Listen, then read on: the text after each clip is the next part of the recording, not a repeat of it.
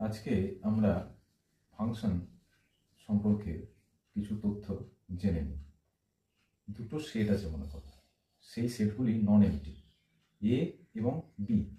এ সেটের element x F নিয়মের দ্বারা যদি বি সেটের একটি নির্দিষ্ট এলিমেন্ট ওয়াই এর সাথে সংযোগ স্থাপন করতে পারে, তখন এ সেট থেকে বি সেটে এফ কে বলা হয় ম্যাপিং।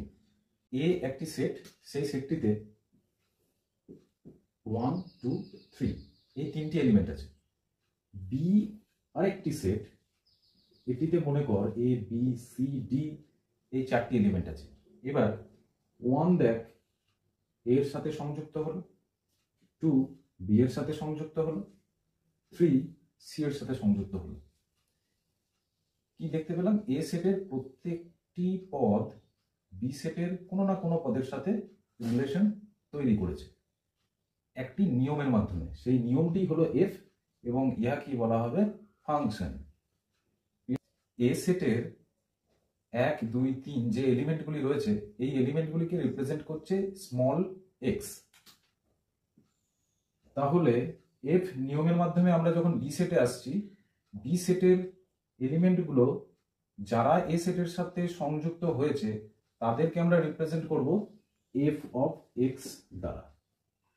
এবার এ সেটের 1 2 3 এলিমেন্টগুলোকে নিয়ে তৈরি হচ্ছে ডোমেন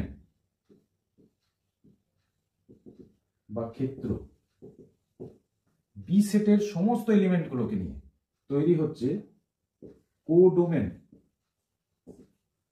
বা উপক্ষেত্র।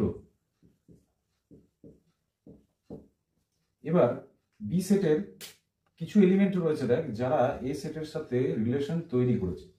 সেই এলিমেন্টগুলি কে একসাথে একটি নাম দেওয়া হয়েছে, তাকে বলা হয় রেঞ্জ বা পাল্লা। ঠিক আছে?